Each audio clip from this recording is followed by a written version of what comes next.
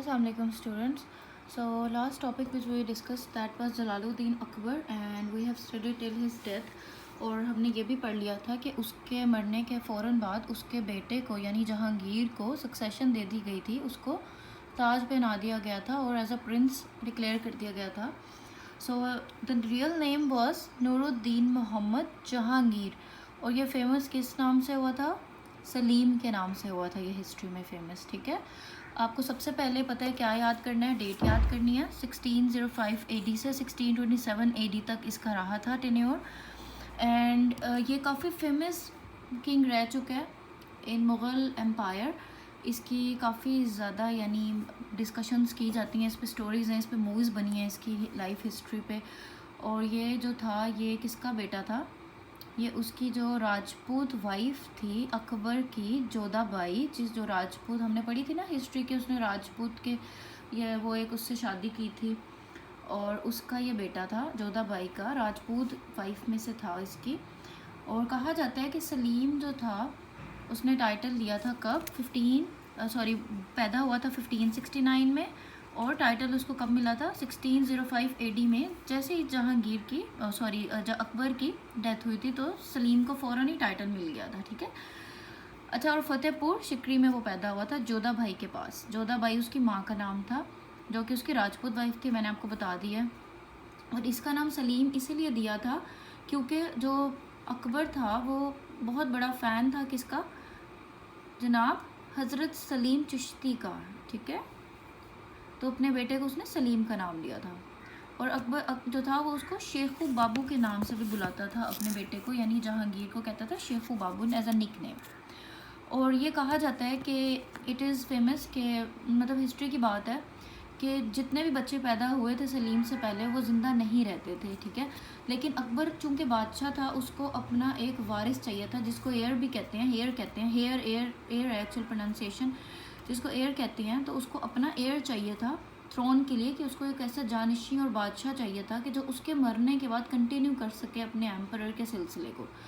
तो what happened कि उसके सब बच्चे मर जाते थे, यानी बिफोर सलीम से पहले जितने बच्चे जोधा भाई के यहाँ पैदा होते थे. तो ये एक वाहिद बच्चा था. उसने इतने ज़्यादा टॉम्स विज़िट किए, सेंट्स के पास किया और शेख सलीम चिश्ती रज़ी अल्लाह अन्हु के उनके मतलब जाके टॉम में उनके मज़ार पे जाके दुआ मांगी कि मेरे घर बेटा अगर पैदा होगा तो मैं बहुत ज़्यादा पैदल चलूँगा. और एक उसने सर्टन जो था रास्ता पर चलने का वादा किया और मन्नतें मांगी. ठीक है, वो बहुत ज़्यादा सप्लीकेशन से पैदा हुआ था. सप्लीकेशंस कहते हैं मन्नत मुरादों को. ठीक है, तो अकबर ने इतनी मन्नतें मुरादें मांगी थी सलीम के लिए कि उसने जब पैदा हुआ था सलीम तो उसने कितना ट्रैवल किया था? 20 किलोमीटर वो ट्रैवल करके जाता था आगरा और फतेहपुर सिकरी दरबार तक. और ऑलमोस्ट उसने 480 किलोमीटर्स ट्रैवल कर लिया अपना प्रॉमिस पूरा करने के लिए. यानी ये सलीम जो बादशाह था ये मन्नतों मुरादों से पैदा हुआ था बहुत ज़्यादा. और ये कहा जाता है कि सलीम जो था उसको बहुत ज़्यादा एजुकेशन दी गई, कोचिंग दी गई और उसकी स्किल्स को पॉलिश किया गया. और रिनाउंड जो स्कॉलर्स थे उन्हें अपॉइंट कर दिया गया कि वो सलीम को बहुत कुछ सिखाएंगे. ठीक है, सलीम जो था वो वेल वर्स्ड था, यानी उसको बहुत ज़्यादा अबूर हासिल था इन ज़ुबानों पे. किस पे? टर्किश, अरबिक, हिंदी पे उसको बहुत ज़्यादा अबूर हासिल था. He was very good in all these languages and he was fluent in all these languages. He was very good at history, botany, musicology and painting. यानी वो बहुत ज़्यादा फेमस था इस चीज़ के लिए कि उसको ये तमाम चीज़ों पे बहुत ज़्यादा स्किल्ड है. उसको बॉटनी भी आती है जिसे पौधों का इल्म कहा जाता है, हिस्ट्री भी आती है, सब कुछ आता है उसको. और बिल्कुल ज़बरदस्त किस्म का इसको लैंग्वेज पे अबूर हासिल था. So he was good at history, botany, ये पढ़ लिया हमने. He was a good at shooter at arrows, यानी जो तीर अंदाजी जिसे कहा जाता है, तीर चलाना, वो उसमें भी बहुत अच्छा था. और वो बहुत ही ज़बरदस्त किस्म की तीर अंदाजी करता था सलीम. ठीक है, ये शहज़ादा सलीम की बात हो रही है.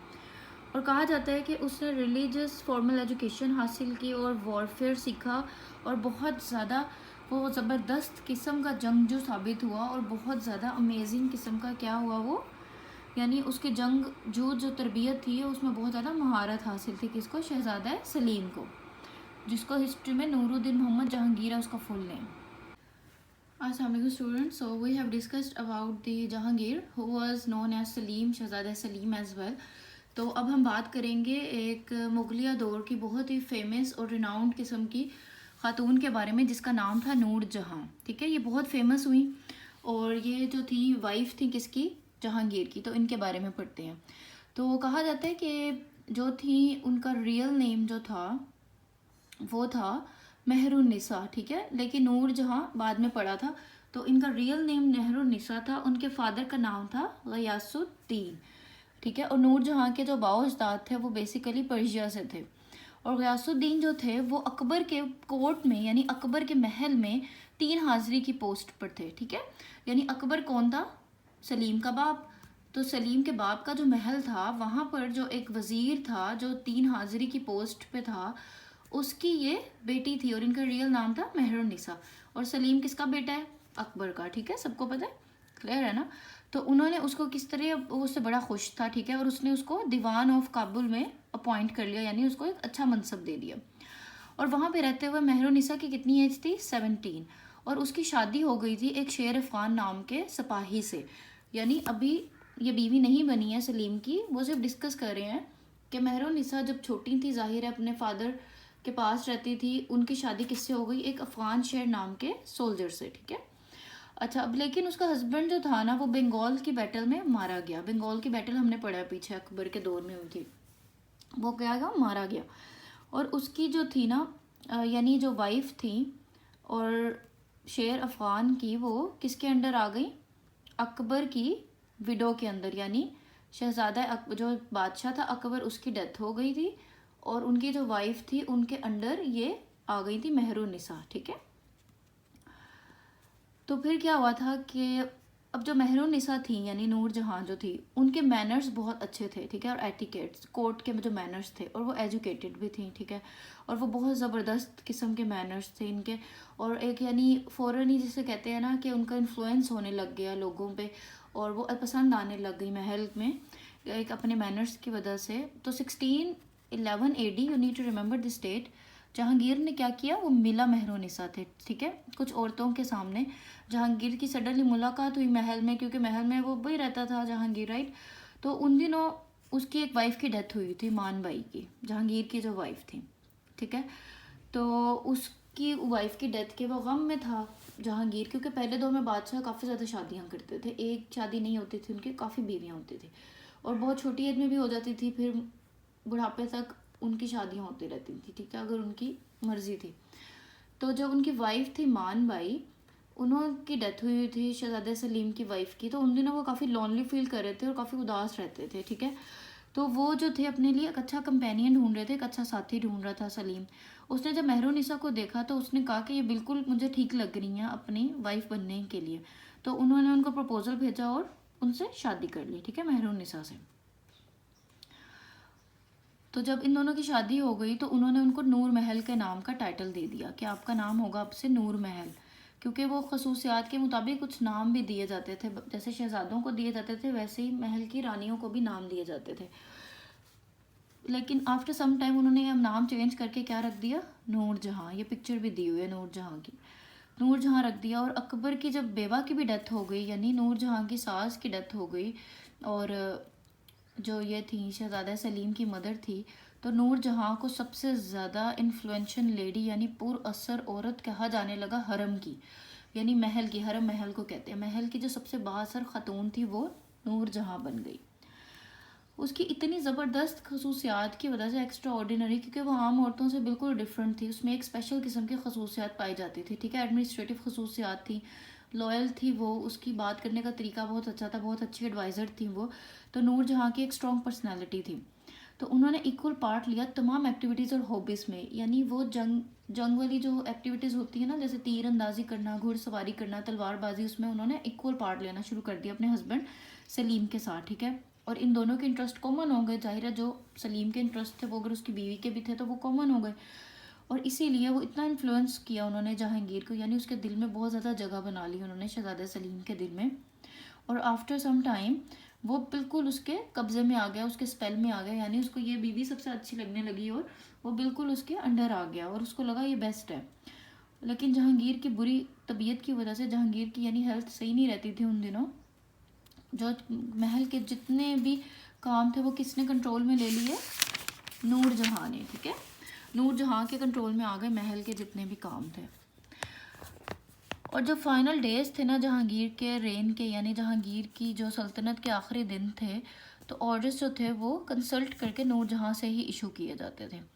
जहांगीर के जो आखिरी दिन थे, उसकी कब डेथ हुई थी? 1645 एडी में, और वो शादरा के करीब ही इनका मज़ार है। अगर वहाँ पर आप कभी विज़िट करें तो वहाँ पे मौजूद है इनका मज़ार।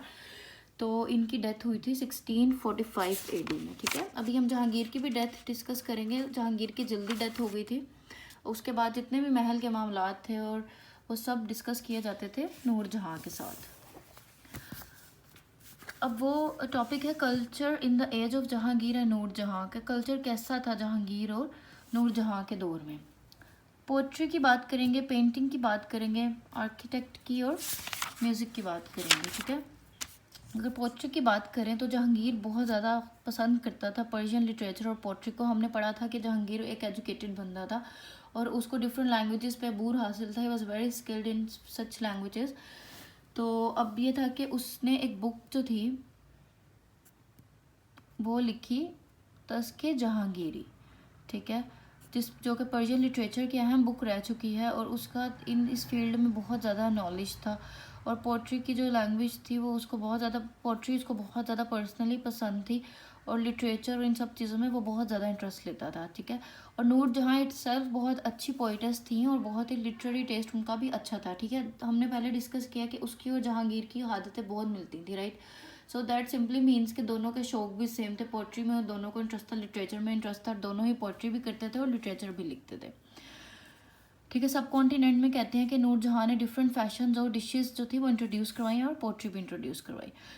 पेंटिंग की बात करें तो जहांगीर जो था वो बहुत ज़्यादा पसंद करता था पेंटिंग्स को और इस फ़न को।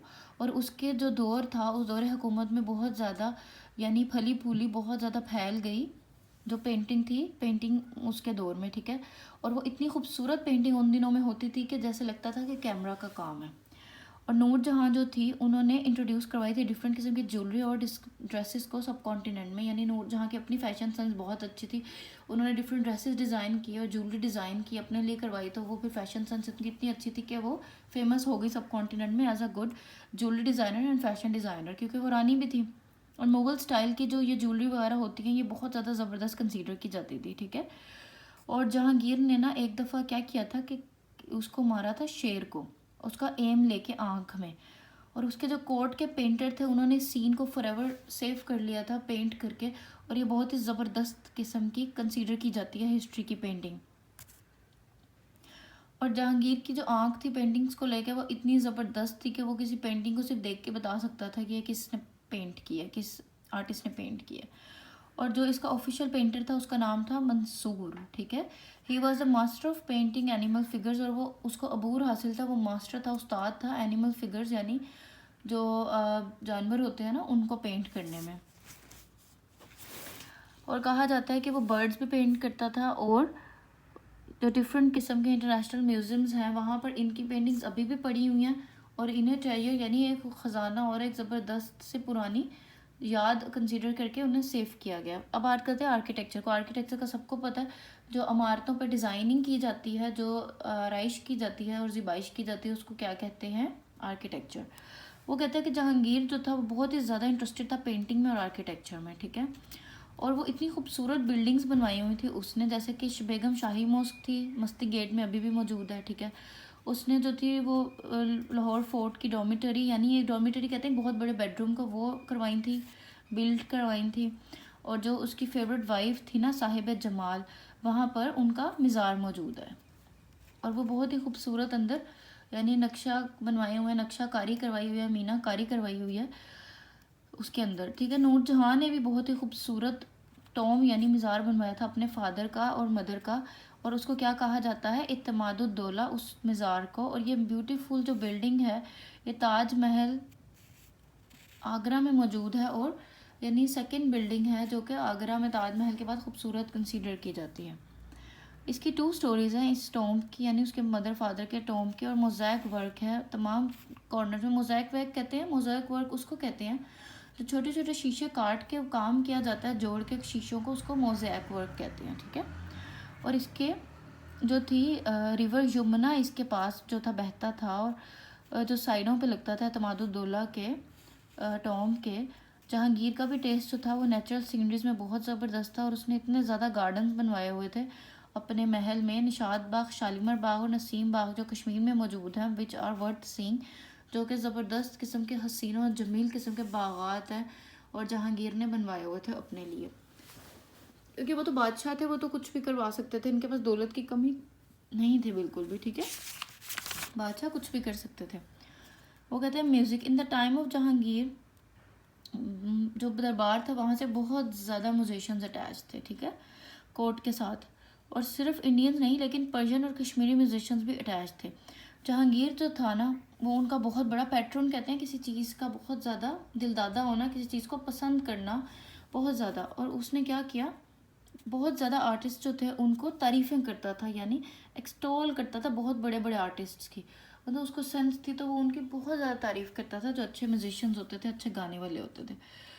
जो जहांगीर के दौर में बहुत ज़्यादा गैदरिंग्स होती थी ज़बरदस्त किस्म की उसके तस्क में, और वो गैदरिंग्स जो थी उनमें कवाल आते थे, डिफरेंट वर्सेस गाते थे। अमीर खुसरो की मुल्ला अहमद अली जो थे वो बहुत ज़्यादा ओवरवेल्म थे, यानी उनकी बहुत ज़्यादा मशहूरी हुई उसके दौर में, और उसी स्टेट में उनकी डेथ हुई। उन दो जो कवाल थे उनकी बात हो रही है। तो म्यूज़िक भी हो गया, आर्किटेक्चर भी हो गया। शाह सलीम जो था वो बहुत ज़्यादा फेमस था इन चीज़ों के लिए, कि उसने इन चीज़ों को इंट्रोड्यूस करवाया, उनको फैलाया, इनकी यानी जो परवरिश सबसे ज़्यादा उसके दौर में हुई जहांगीर के। So let's talk about the Jahangir का पैशन जस्टिस के लिए, यानी इंसाफ के लिए उसका passion. As compared to his father, Jahangir जो था वो बहुत ज़्यादा काइंड, बहुत नरम दिल बादशाह था, और उसका एहसास बहुत ज़्यादा करता था वो लोगों का। जो जहांगीर था ना, उसने एक रूल बनाया लोगों के इंसाफ के लिए, ठीक है। उसने कहा कि एक जनरल एमनेस्टी मिलेगी तमाम प्रिजनर्स ऑफ वॉर को, यानी उनके तमाम राइट्स जो हैं वो इक्वल होंगे, तो उनकी सज़ाएं माफ़ कर दी जाएंगी। और उसने कहा कि इस्लाम जो है वो तमाम दीनों का मतलब सेफ गार्ड है, और ये अपने दुश्मनों को मारने पे बिलीव नहीं करता। उसने काइंडनेस दिखाई, और डिफरेंट हाई पोजीशंस पे उसने लोगों को हायर किया। और उसने अपने महल के बाहर एक बेल लगाई थी, रॉयल पैलेस के बाहर, कि जो भी आता वो डायरेक्ट जो बादशाह तक अप्रोच कर सकता था उस बेल को बजा के, यानी बहुत बड़ा घंटा बद लगा दिया। और कोई ऐसा साइल, कोई ऐसा यानी सवाली आता जो कि जिसके लिए पॉसिबल नहीं था एक्सेस बादशाह तक, तो वो ऊंची सारी घंटा जब बजता तो जहांगीर को पता चल जाता कि कोई साइल आया, तो वो उसको अपने महल में डायरेक्ट बुला लेता था, और उसकी सुनता था कि उसको क्या इशू है, क्या प्रॉब्लम है। तो ये उसके दौरे हुकूमत में उसके महल के बाहर एक घंटा लगाया गया था साइल के लिए, और ऐसे लोगों के लिए जिन्हें कोई इशू है, जिन्हें कोई मसले मसाइल है, और वो बादशाह से चाहते हैं कि बादशाह की नज़र में ये मसाइल आए और बादशाह इनको हल करे। 1627 AD में जहांगीर बहुत ज़्यादा बीमार हो गया और वो कश्मीर में मरा था। उसका जो टॉम है, उसका मिज़ाज जो है वो भी शाहदरा में है। जैसे नूरजहाँ का मिज़ाज शाहदरा में, इसी तरह जहांगीर का मिज़ाज भी शाहदरा में मौजूद है। कब हुई थी उसकी डेथ? 1627 AD में। और नूरजहाँ की कब हुई थी डेथ? 1645 AD में। तो जहांगीर की पहले डेथ हुई थी और नूरजहाँ की बाद में हुई थी। हमने पढ़ा ना कि नूरजहाँ उसके जो ऑफिशियल मैटर्स थे वो करती थी डील उसकी डेथ के बाद, ठीक है।